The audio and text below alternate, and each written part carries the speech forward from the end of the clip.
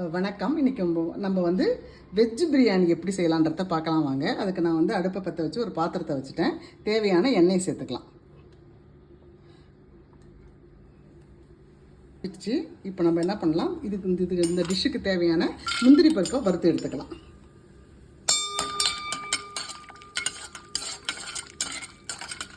பருப்பு நல்லா சிவந்துடுச்சு பாருங்கள். இப்போ தனியாக இதை எடுத்து வச்சுக்கலாம்.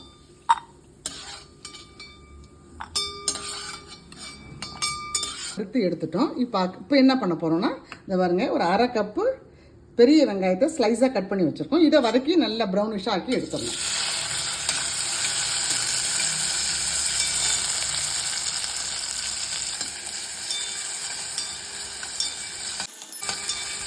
வெங்காயம் நல்லா ப்ரௌனிஷாக ஆகணுங்க. நல்லா அப்போ தான் அந்த டேஸ்ட்டு, அது ஒரு இனிப்பு கலந்த மாதிரி நல்லா இருக்கும். இது இன்னும் கொஞ்சம் வதங்கட்டும். வதங்கினதுக்கப்புறம் நான் எடுக்கிறப்ப உங்களுக்கு காமிக்கிறேன். ப்ரௌனாக செவந்துருச்சு பாருங்கள். சூப்பராக செவந்துருச்சு. நல்ல கமகமன் வாசனை. இப்போ நம்ம வந்து எண்ணெயிலேருந்து இதை எடுத்துடலாம்.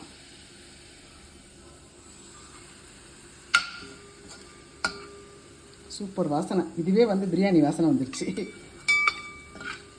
ப்ரௌனாக வறுத்துட்டோம். இப்போ வந்து நம்ம இந்த டிஷ்ஷுக்கு தேவையான பெரிய வெங்காயம் முழுசாக ஒரு வெங்காயம் எடுத்துருக்கேன். நான் இப்போ வந்து 300 கிராம் அரிசியில் செய்ய போகிறேன். அதாவது 1.5 டம்ளர் அரிசி. அதுக்கு பெருசாக ஒரு வெங்காயம் இதை போட்டு நல்லா வதக்கிக்கலாம். இது கூடவே நம்ம வந்து பட்டை, லவங்கம், ஏலக்காய், அன்னாச்சி முக்கு, அந்த ஜாதி பத்திரி, இதெல்லாம் நம்ம இது கூட வாசனைக்கு ஒரு ஸ்டார் கனீஸ் இதெல்லாமும் வாசனைக்கு இது கூட சேர்த்துக்கலாம். வெங்காயத்தை சேர்த்துட்டு அப்புறம் சேருங்க. ஒரு பிரிஞ்சி இலை ஒன்று சேர்த்துக்கலாம்.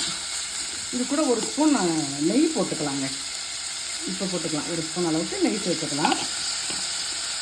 அப்புறம் அந்த வெங்காய வாசனை கமகமன்னு இருக்குங்க. இதை பார்த்தீங்களா, வெங்காயம் அருமையாக வதங்கிடுது. இப்போ இதுக்கு கொஞ்சம் மிளகாய் பொடி நம்ம சேர்த்துக்கலாம். நம்ம வந்து காரத்துக்கு மிளகாய் பொடி சேர்த்துக்கலாம். தனி மிளகாத்தூள் தான் ஒரு 3/4 ஸ்பூன் அளவுக்கு சேர்த்துக்கலாம்.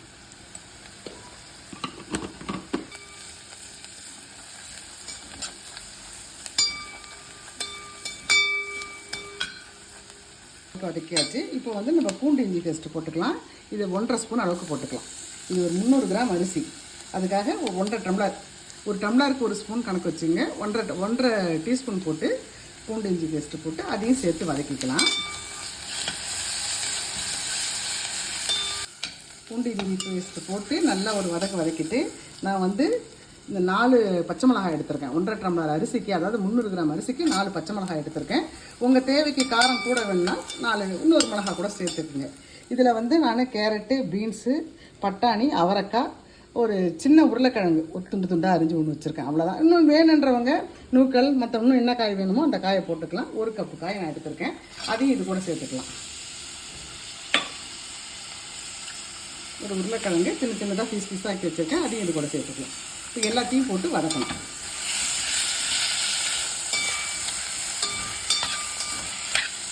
வதங்கிடுது. இதில் நான் போட்டிருக்க காய் பீன்ஸு, கேரட்டு, அவரைக்காய், உருளைக்கிழங்கு, பச்சை பட்டாணி, அவ்வளோதான். இப்போ நீங்கள் தேவைப்படுறவங்க இதில் என்ன காய் வேணால் போட்டுருங்க. காய் நல்லா வதங்கிடுது. இப்போ நான் ஒரே ஒரு தக்காளி அதை இது கூட சேர்த்துக்கிறேன். அது கூடவே இப்போ நம்ம வந்து 1 ஸ்பூன் தயிர், ஒரே 1 ஸ்பூன் தயிர் போட்டால் போதும். 1 ஸ்பூன் தயிர் போட்டுக்கலாம். அது கூடவே ஒரு அரை ஸ்பூன் அளவுக்கு மஞ்சள் பொடி, அவ்வளோதான் போட்டுட்டு வதக்கலாம். இப்போ இதில் வதக்க தேவையான அத்தனை பொருளையும் போட்டாச்சு. காய்கறியும் போட்டுட்டேன், தக்காளியும் போட்டுட்டேன், தயிரும் சேர்த்துட்டேன். எல்லாம் சேர்த்துட்டு நல்லா வதக்கிட்டு இப்போ வந்து இது வீட்டிலே செய்த கரம் மசாலா. எங்கள் வீட்டில் நாங்களே செய்வது, கடையிலலாம் குடும்பம் வரைக்கும் வாங்குறதில்ல. இது செய்முறை விளக்கம் கேட்டிங்கன்னா உங்களுக்கு நான் போடுறேன். இதில் நம்ம 1 ஸ்பூன் சேர்த்துக்கலாம். இதுதான் இந்த பிரியாணி வாசனையை நமக்கு கொடுக்கும். 1 ஸ்பூன் போட்டாச்சு. அது கூடவே புதினா கொஞ்சமும், அதாவது 1 கப்பு எடுத்து வச்சுருக்கேன். அதில் பாதியை இப்போ சேர்த்துக்கலாம். புதினாவும் கொத்தமல்லியும் கொஞ்சம் சேர்த்துக்கலாம். மீதியை வந்து அப்புறம் நம்ம இறக்கிறப்ப போட்டுக்கலாம். போட்டுட்டு நல்லா வதக்கணும். இந்த காயெல்லாம் நம்ம வந்து ஒரு சிம்மில் வச்சு ஒரு 5 மினிட்ஸ் வேக வச்சிடலாம். இப்போ அது மாதிரி மூடி போட்டு வேக வைக்கணும். நான் மூடி போட்டு வேக வச்சுருக்கேன். சூப்பராக இருக்குது பாருங்கள். இப்போ நல்லா மறுபடியும் அகைன் இதை ஒரு கலக்கி வச்சுட்டு இப்போ இந்த டிஷ்ஷுக்கு தேவையான தண்ணி ஊற்றணும். பாருங்கள், அரிசி நான் ஊற வச்சுருக்கேன் பாருங்கள். பாஸ்மதி அரிசி தான் எடுத்துருக்கேன். 1.5 டம்ளர், அதாவது 300 கிராம். அதை வந்து ஒரு 1/2 ஹவருக்கு முன்னாடியே கழுவி ஊற வச்சுருக்கேன். இப்போ இதுக்கு நம்ம வந்து 3 டம்ளர், 1க்கு 2 பங்கு தண்ணி, 1.5க்கு 3 பங்கு, அதாவது 3 டம்ளர் தண்ணி சேர்த்துக்கலாம். அந்த தண்ணி வந்து பக்கத்தில் கொதிக்குது பாருங்கள். இந்த கொதிக்கிற தண்ணியை இது கூட சேர்த்துக்கலாம்.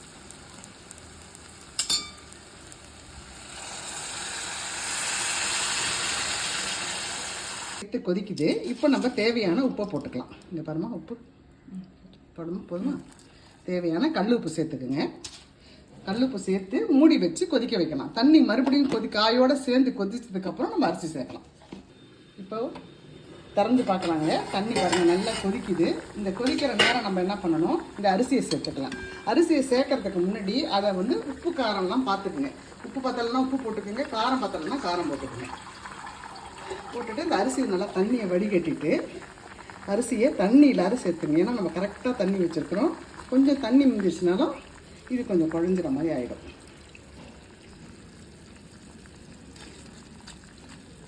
அரிசி இதில் சேர்த்துட்டேங்க. அரிசியை சேர்த்துட்டு நம்ம கிண்டி விடலாம். அரிசியை சேர்த்து எல்லாத்தையும் கலந்து விட்டுட்டு அப்புறம் தான் நம்ம மூடி வைக்கணும். மூடி வைக்கலாம். ஒரு 2 நிமிஷம் இல்லை ஒரு 3 நிமிஷம் கொதிக்கட்டும். அதுக்கப்புறம் திறந்து பார்க்கலாம். இந்த பாத்திரத்துக்கான மூடி தாங்க இது. நம்ம தம் போடணுன்றதுனால நான் சில்வர் பிளேட் போட்டு செய்தேன். இப்போ அழகாக இருக்கட்டும் மேலே இதை மூடி இருக்கிறேன். பாருங்கள், சூப்பராக இருக்கும் பாருங்கள். இதுவே செம்மக்கணும். இப்போ நல்லா கொதிக்குது. அரிசியும் தண்ணியும் ஓரளவுக்கு திட்டமாக வரணும். அப்போ தான் நம்ம வந்து இன்னும் மற்ற பொருட்களை சேர்த்து மூடி தம் போடணும். இன்னும் ஒரு 2 நிமிஷம் ஆகட்டும். ஒரு 2 நிமிஷம் ஆகிடுச்சுங்க. திறந்து பார்க்கலாம். அந்த ஒன்று சூப்பராக ஆகிடுச்சு. ஜம்முன்னு வந்துடுச்சு.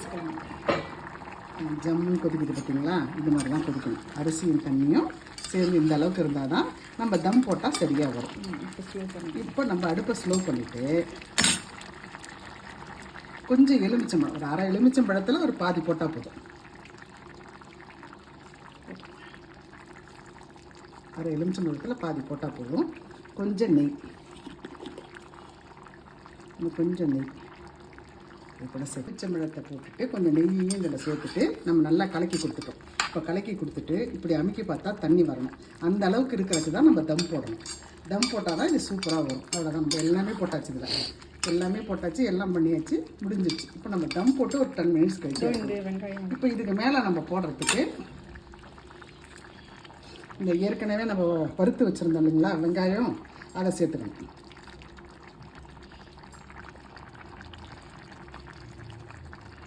அதை எல்லாத்தையும் சேர்த்துட்டு அது கூட அந்த முன்னாடி வறுத்தோம் இல்லையா முந்திரி பருப்பு, அந்த முந்திரி பருப்பையும் அழகாக சேர்த்துக்கணும். அது கூட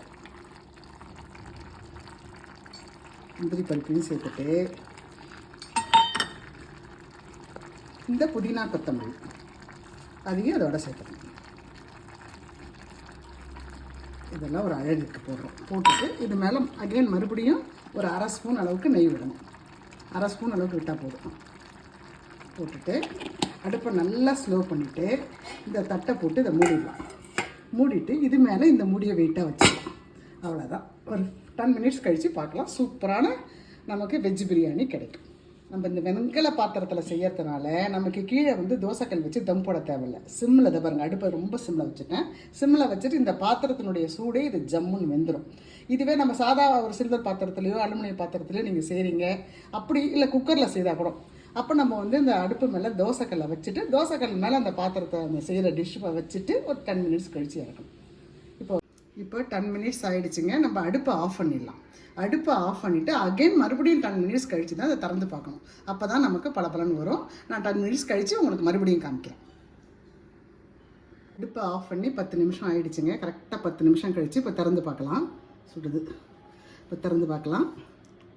வா, சூப்பர். எப்படி இருக்குது பார்த்தீங்களா? மணக்க ஒரு அருமையான வெஜிடபிள் பிரியாணி ரெடி பண்ணிட்டோம். இந்த அரிசியெல்லாம் இப்படி தான் குச்சி குச்சா இப்படி இருக்கணும். இப்படி இருந்தால் தான் நல்லா குக் ஆகிருக்கு, ஃபுல்லாக குக் ஆகிருக்குன்னு அர்த்தம். பிடிச்சவங்க ட்ரை பண்ணி பாருங்கள். இதை நீங்கள் சாப்பிட்றப்ப எல்லாம் நல்லா கலந்து ஒன்றா சர்வ் பண்ணுங்கள். அப்போ தான் நல்லாயிருக்கும். இப்பயே கலந்துட்டோமா நல்லா இருக்காது. சாப்பிட்றச்சு கலந்து அவங்கவுங்க பிளேட்டில் வச்சு சாப்பிட்டிங்கன்னா சூப்பராக இருக்கும்.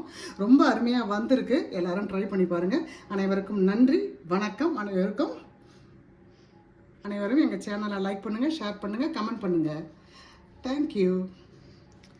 லேட் ஆகிடுச்சு, பசிக்குது.